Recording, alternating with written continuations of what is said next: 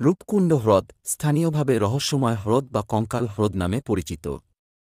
প্রায় ৩ মিটার গভীর রূপকুণ্ড হ্রদের ধারে প্রাপ্ত শত শত প্রাচীন মানব কঙ্কালের জন্য ব্যাপকভাবে পরিচিত।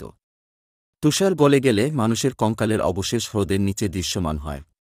প্রাথমিক তদন্তের ফলে কেউ কেউ বিশ্বাস করতে শুরু করেছিল যে কঙ্কালগুলো একটি আধাকাল্পনিক ঘটনার অবশেষ ছিল। ১৯৪৩ সালে হরিকিষণ মাধওয়াল নামে নন্দা দেবী জাতীয় উদ্যানের একজন বনরক্ষক কর্তৃক কঙ্কালগুলি পুনরায় আবিষ্কৃত হয়।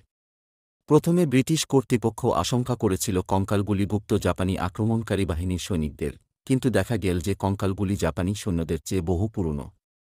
বরফ গলার ফলে ১ মাসের মধ্যে অগভীর হ্রদের স্বচ্ছ জলে কঙ্কালগুলি দৃশ্যমান হয়। কঙ্কালের পাশাপাশি কাঠের শিল্পকর্ম, লোহার বর্শা, চামড়ার চপ্পল ও আংটিও পাওয়া গেছে। ২০০৩ সালে যখন ন্যাশনাল জিওগ্রাফিকের একটি দল প্রায় ৩০০টি কঙ্কাল উদ্ধার করেছিল, তখনও কিছু কঙ্কালের সাথে মাংস সংযুক্ত ছিল।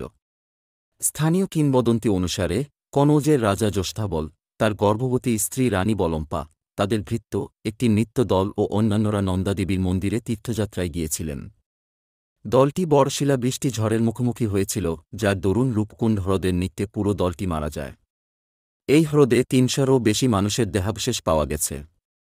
১৯৫০ এর দশকে কঙ্কালগুলির উপর একটি গবেষণা পরিচালনা করে ও কিছু নমুনা অ্যানথোলজিক্যাল সার্ভে অফ ইন্ডিয়া মিউজিয়াম, দেরাদুনে প্রদর্শিত হয়।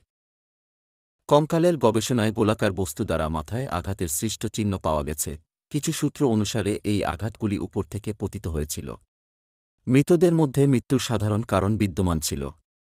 এই গবেষকরা উপসংহারে পৌঁছেছেন যে স্থানীয় কিংবদন্তি ও গাথায় যেমন বর্ণনা করা হয়েছে তদনুযায়ী হতভাগ্যরা হঠাৎ শিলাবৃষ্টির কবলে পড়েছিলেন।